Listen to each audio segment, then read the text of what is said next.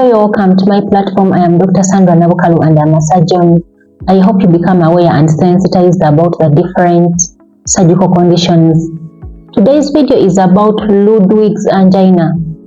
Ludwig's angina is the inflammation, that is the irritation of the soft tissues of the floor of the mouth as well as the neck. This inflammation, this irritation is as a result of infection by bacteria.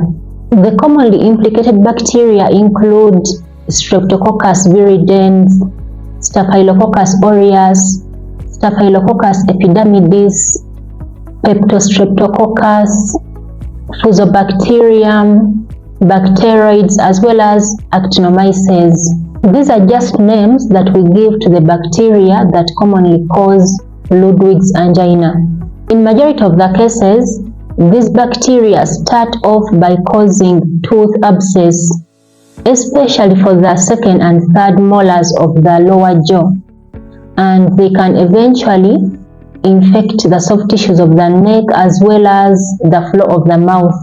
The inflammation, that is the irritation caused by these bacteria, spreads very fast to the soft tissues of the neck as well as the tongue, and this can result into excessive swelling, and the swelling can block the airway. It can cause airway obstruction, and the patients can be deprived of oxygen. In fact, 8% of these patients die because of airway obstruction, because the swelling can be too much that the patients cannot breathe in air. The commonly affected sites include the sublingual space, that is the space just below the tongue, as well as the submandibular space, that is that area just below the lower jaw, and the submental space. The submental space is that space just below your chin and in front of your neck. The individuals that are commonly affected by Ludwig's angina include those that have a tooth abscess. A tooth abscess, by the way, is the collection of pus around and in the root of the tooth, specifically the second and third molars of the lower jaw. That is in 90% of the cases. Individuals that have other tooth problems, for example, tooth cavities, dental caries, tooth fractures or cracks, as well as individuals that have undergone tooth extractions, individuals that have sustained injuries to the face, individuals that have had a tongue piercing, individuals that have malnutrition, diabetes mellitus, oral cancer, poor oral hygiene, individuals that have osteomyelitis, especially osteomyelitis of the jaw, especially the mandible, the lower jaw. By the osteomyelitis is just bone infection. Those that have an infected thyroglossal cyst, as well as individuals that have a low immunity for some reason. Maybe they have HIV, they are on steroids, or they are on anti-rejection drugs. Maybe they have undergone an organ transplantation. The signs and symptoms of Ludwig's angina include fevers, chills, difficulty in speaking, jaw pain, neck swelling and reddening, a protruding swollen tongue, swollen cheeks or jaws, tongue tenderness, that is when you touch the tongue, there will be pain emanating from the tongue, pain below the tongue, toothaches, difficulties in swallowing, drooling of saliva, a firm or swollen floor of the mouth, as well as inability to fully open the mouth. When left untreated, Ludwig's angina can cause life-threatening complications, for example, airway obstruction. Airway obstruction occurs as a result of swelling of the soft tissues of the neck as well as the floor of the mouth. And when these soft tissues swell, they can prevent oxygen from entering the lungs, and so the patients can die because of lack of oxygen. In fact, 8% of these patients die because of lack of oxygen. The other complication is sepsis. When the individuals get infected by this bacteria, the body tries to fight back, and when it fights back, the cells of the immune system produce some chemicals, and these chemicals tend to cause widening of the blood vessels, especially the arteries, and there can be a reduction in blood pressure as well as a reduction in the amount of blood that goes to the vital organs, for example, the heart, the brain, the kidneys. And so this patient's vital organs can shut down because of a reduction in blood supply. The other complication is dysphagia. Dysphagia is difficulties in swallowing, and this can also be manifested by drooling of saliva. And if we don't intervene, these patients can die of hypoglycemia, that is low sugar levels, because they cannot feed, because there is too much swelling of the soft tissues of the neck as well as the floor of the mouth, so the patients cannot easily swallow anything. The other complication is respiratory distress, and this is usually as a result of airway obstruction. And lastly, delirium.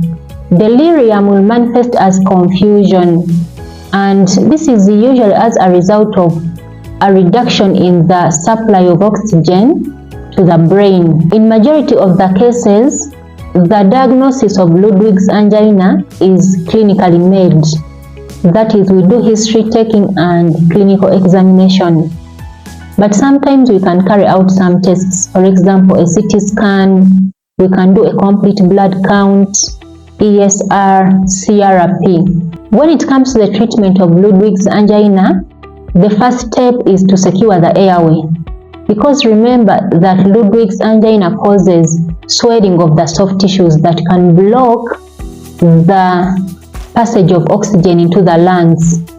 And so we can employ some techniques, for example, the nasotracheal intubation, we can do a cricothyroidotomy, we can also employ tracheostomy. We can also employ the intravenous broad-spectrum antibiotics, for example, ampicillin, sulbactam, clindamycin, piperacillin, tazobactam, meropenem, cefepime. But for patients that are immunocompromised, we have to cover for the methicillin-resistant Staphylococcus aureus, and we can add maybe vancomycin or linezolid. We can as well do incision and drainage. Incision and drainage is a surgery that helps to drain out the pus, and this can help the patients breathe better because it will relieve the pressure that was initially applied onto the airway, and so the patient can easily breathe in oxygen because the obstruction to the airway has been relieved. And in the setting where we have a tooth abscess, we can do tooth extraction. When it comes to the prevention of Ludwig's angina, you now know that the majority of the cases of Ludwig's angina are caused by a tooth abscess, and this can be avoided by exercising proper oral hygiene. This can be done through proper brushing of your teeth every after a meal, as well as flossing. Regular dental checkups can also help to diagnose dental cavities, dental caries, as well as tooth abscesses, such that they can be mitigated before Ludwig's angina sets in. And if you ever get any toothaches, oral sores, or any other dental problems, for example, dental caries, injuries to the oral cavity, please show up to the hospital for medical intervention such that we reduce the risk of you getting Ludwig's angina. Please also be on the lookout for the signs and symptoms of Ludwig's angina that I laid out earlier. The moment you see these signs and symptoms, please show up to the hospital for medical attention. And most importantly, please be on the lookout for the red flag symptoms. The red flag symptoms are these symptoms that point to a possibility of worsening swelling, and these include inability to move the tongue, inability to open the mouth, a hot potato voice. A hot potato voice, by the way, is a muffled voice, and this is usually as a result of obstruction of the airway. Please also be on the lookout for swelling below the jaws, especially on both sides. Be on the lookout for fevers, that is increase in temperatures, a firm or swollen flow of the mouth, difficulties in swallowing, and this is usually manifested by drooling of saliva. Once you see these red flag symptoms, it is an indication that the patient needs emergency management, or else they are going to get complications, for example, airway obstruction. So please, the moment you see these red flag symptoms as well as other symptoms, please bring these patients to the hospital or show up to the hospital such that intervention can be initiated. That is what I had for you. Thank you so much for watching. Please share my videos and also subscribe. See you in my next video. Bye.